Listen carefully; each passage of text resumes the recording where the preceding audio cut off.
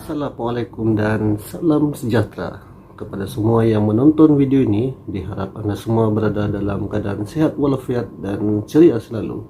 Dan kepada yang beragama Islam, saya ucapkan selamat menjalankan ibadah puasa. Terima kasih kerana sudi singgah ke channel ini. Oke, seperti yang kita telah tonton pada video sebelum ini, tim di Panahon Explorer telah melakukan satu eksplorasi ke sebuah lokasi yang berada di dalam daerah Seremban, di mana lokasi ini merupakan sebuah medan selera yang telah ditinggalkan. Sedikit mengenai tempat ini. Tempat ini merupakan satu tempat yang menyediakan ruang untuk disewa bagi acara ataupun majlis seperti majlis perkahwinan, ulang tahun dan sebagainya. Selain medan selera, disediakan juga ruang Dewan Indo untuk seminar ataupun mesyuarat. Juga terdapat kawasan yang disediakan untuk memancing.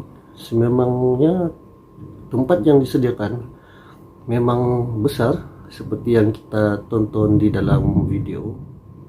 Tempat ini suatu ketika dahulu memang amat cantik dengan pemandangan tasik yang luas. Selain menjamu selera, para pengunjung juga disajikan dengan pemandangan tasik yang memukau mata dan terletak betul-betul di hadapan dengan ruang makan tempat ini dengan hiasan landscape bertemakan taman, dan terdapat satu pulau buatan yang kecil di tepi pelantar medan selera ini. Memang amat cantik, dan tempat ini juga memang meriah dengan berbagai acara yang diadakan. Dan sejujurnya saya sendiri pernah berkunjung ke tempat ini pada awal tahun 2001 dan pernah membantu kawan untuk menyediakan persiapan sebuah majlis di tempat ini, yaitu majlis perkahwinan. Dan pada masa itu beberapa orang staf di tempat ini telah bercerita berkenaan kisah-kisah seram yang berlaku di tempat ini. Sama ada betul ataupun tidak, saya pun tidak pasti. Dan semasa melakukan kerja di tempat ini pada waktu lewat malam, memang terasa meremang walaupun ramai staf yang berada di tempat ini pada masa itu. Ini bukan disebabkan terdengar cerita yang disampaikan oleh mereka, tetapi perasaan seram dan meremang itu memang ada semasa mula-mula sampai ke tempat ini. Berkenaan penutupan tempat ini, tidak dapat dipastikan apakah yang menyebabkan ianya ditutup. Kami cuba mencari info berkenaan perkara ini, namun gagal untuk mendapatkannya. Termasuklah cuba menghubungi pekerja lama di tempat ini, namun gagal, tidak menemui sebarang maklumat. Alright, berbalik kepada eksplorasi kami di tempat ini. Kami telah melakukan tinjauan pada waktu siang selepas mendapat tahu tempat ini telah lama ditinggalkan. Dan semasa melakukan tinjauan awal, kami dapati memang tempat ini telah ditinggalkan dalam tempoh yang agak lama berdasarkan keadaan semasa di tempat ini.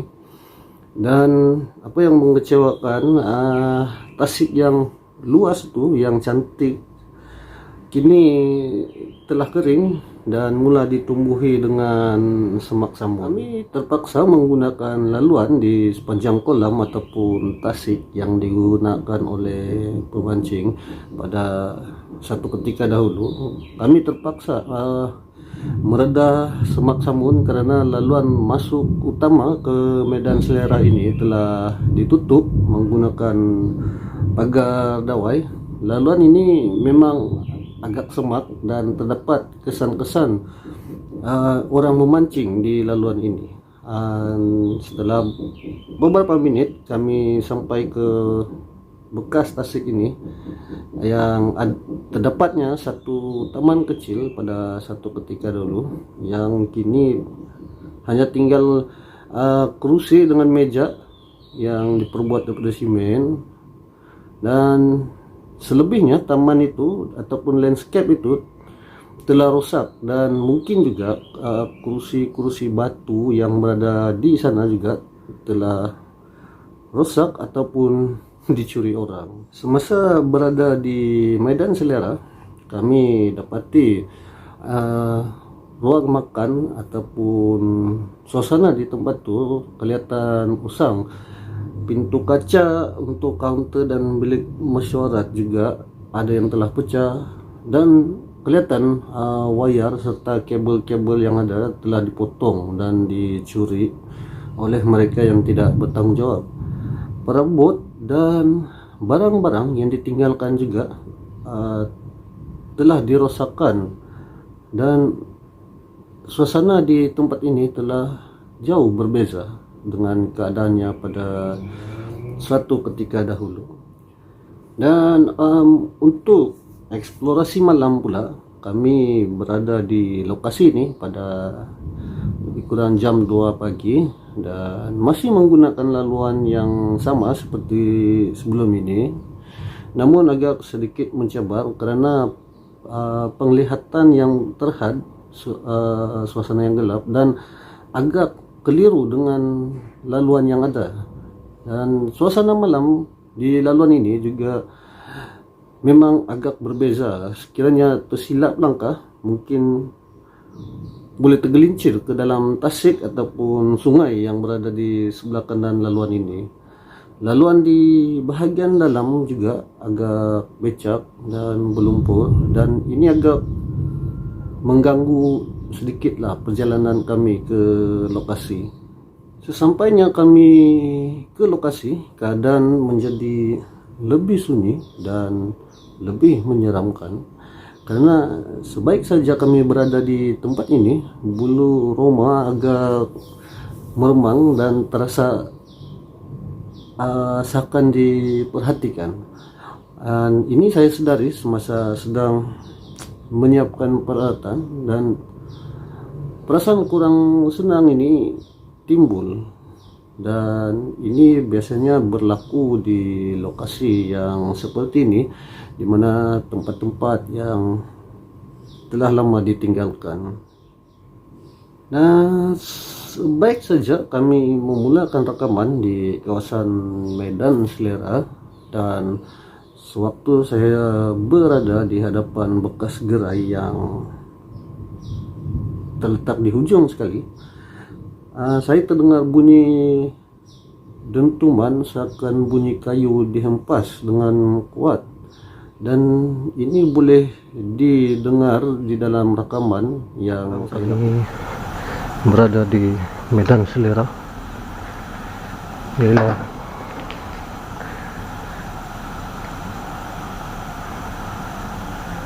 kami tidak pasti sama ada angin yang bertiup itu boleh menyebabkan bunyi tersebut, dan apa yang pasti kami tidak menemui seekor binatang pun yang berada di tempat ini yang boleh menyebabkan bunyi dentuman itu. Dan bunyi itu juga agak berbeza bila kita dengar di dalam rekaman dan di tempat itu.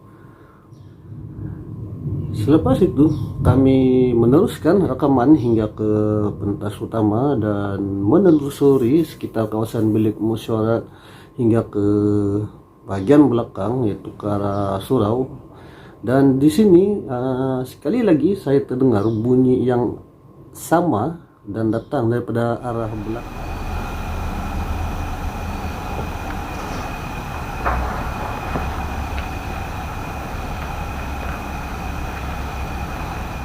Dan sewaktu itu saya melihat jas berada di belakang saya, dan hanya beberapa meter jarak kami, dan pada pendapat saya tiada sebarang pergerakan kami yang menghasilkan bunyi tersebut, karena bunyi itu agak bergema dan agak jauh daripada kami. Dan ketika itu juga saya berpaling ke belakang untuk melihat sekiranya ada sesiapa yang datang ke tempat itu, namun saya tidak nampak tanda-tanda kehadiran orang lain melainkan kami pada waktu itu. Dan juga bunyi ini juga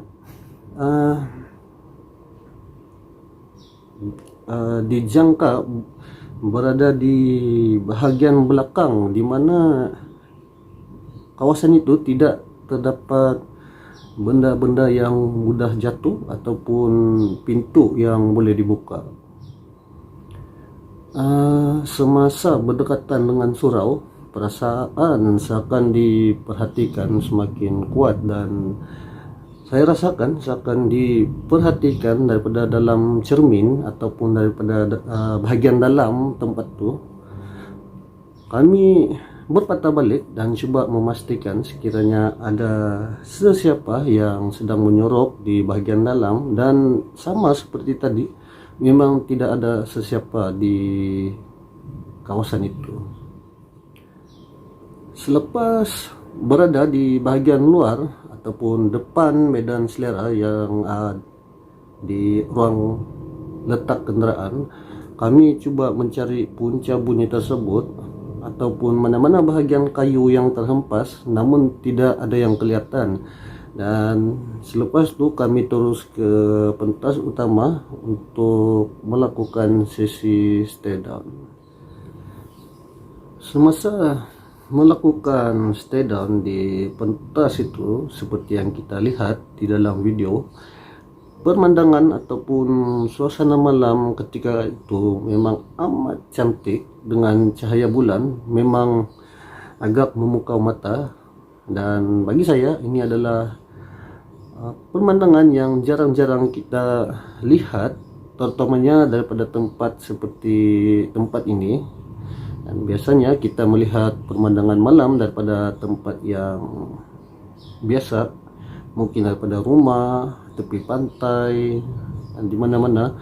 Namun pada malam itu kami menghayati pemandangan ini di satu tempat yang abandoned ataupun yang ditinggalkan, dengan berbagai kisah misteri dan seram. Dan ini adalah pemandangan dari sudut pandang yang berbeza. Selesai sesi stay down, kami meneruskan perjalanan ke kawasan berdekatan, yaitu pondok ataupun ruang tempat memancing, di mana kawasan ini juga telah ditumbuhi dengan semak samun. Pondok ataupun rumah kecil ini yang berada di sana juga kelihatan usang dan agak terbiar, memang terbiar. Dan juga pada pendapat saya, pemandangan di tempat ini juga amat menyeramkan sebenarnya, karena tempat ini betul-betul berada di tepi tasik dan terdapat pokok yang besar di belakang pondok ini, dan juga rumpun buluh yang berdekatan, seakan-akan menambahkan lagi suasana seram di tempat ini. Sebaik saja selesai melakukan rekaman di tempat ini, kami melakukan sesi stay down yang kedua, di mana terletaknya taman kecil yang agak tersorok di sebalik semak. Dan kawasan ini juga telah terjejas seperti yang saya katakan pada awal tadi. Tempat ini yang mana ada kursi dan meja simen. Kawasan ini sebenarnya dulu dijadikan memang taman kecil berdekatan dengan pulau buatan pada Tasik ini. Dan ini juga merupakan salah satu tarikan pengunjung ke tempat ini pada satu ketika dahulu. Dan tempat ini juga dikatakan selalu ternampaknya kelibat perempuan yang berada di taman ini. Dan atas sebab ini kami coba melakukan sesi stay down yang kedua di tempat ini. Dan ketika inilah gangguan pada kamera jas. Kamera mengalami masalah audio.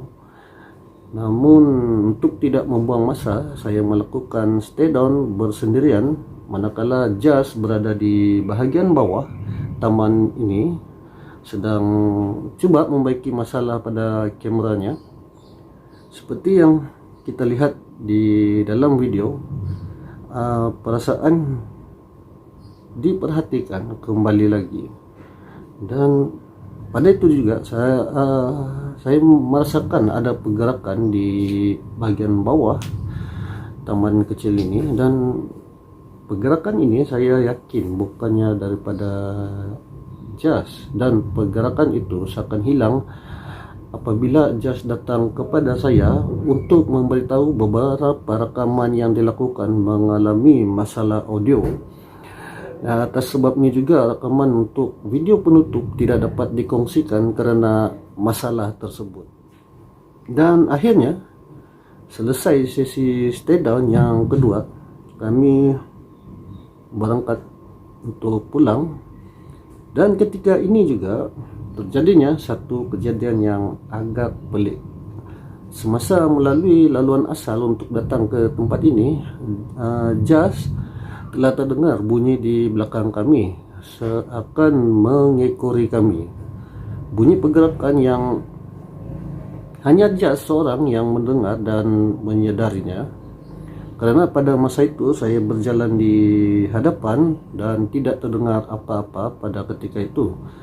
Dan kejadian ini berlaku sebanyak 2 kali, dan jas sempat merekam keadaan ataupun kejadian pada waktu itu. Namun setelah diperhatikan, tidak ada apa-apa di dalam tuh, cuma jas mengatakan memang kami diekori pada malam itu. Kami bergerak keluar daripada lokasi dengan penuh tanda tanya. Namun seperti yang kita sedia maklum, ada tempat, ada penghuninya. Baik dan buruk itu bergantung dengan niat kita. Dan alhamdulillah kami balik tanpa sebarang kejadian yang tidak diingini pada malam itu. Ya, itu saja perkongsian kisah pengalaman kami ke lokasi ini secara ringkas, dan harap maaf karena tidak dapat menyediakan banyak maklumat berkenaan tempat ini. Dan pada pendapat saya secara pribadi, tempat ini sebenarnya boleh dibangunkan semula, dan sebaik-baiknya dibangunkan semula dengan kegunaan lain. Ini bertujuan untuk menyalakan tempat ini terus terbiar, dan juga menyalakan tempat ini dijadikan tempat untuk kegiatan yang tidak baik. Itu saja buat kali ini. Diharap Anda semua terhibur dan suka akan konten seperti ini. Sila tinggalkan komen di ruangan di bawah, share kepada kawan-kawan, dan tidak lupa juga supaya subscribe channel ini. Akhir kata, jaga diri dan selamat menjalankan ibadah puasa. Salam selamat semuanya. Assalamualaikum. Enjoy guys. Bye bye.